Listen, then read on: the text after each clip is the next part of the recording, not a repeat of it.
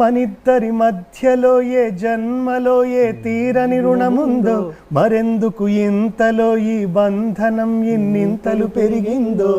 అమ్మాయి దొరుకుతుంది కదా. అమాయకమైన నీ చిన్నారి నవ్వును ఏ తల్లి కందో, ఇటే నీ దారి ఉందని నిన్ను ఏసుడి గాలి పంపిందో.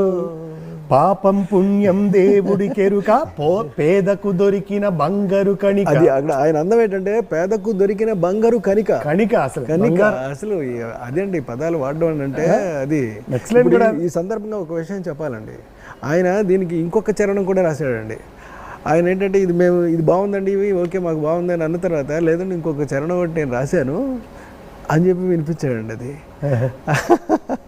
అంటే ఫలానా అమ్మ నాన్న ఆస్తి పాస్తి అన్నీ ముందే ఎంచుకొని అప్పుడు జన్మిస్తాడా మనిషి అని. బాబా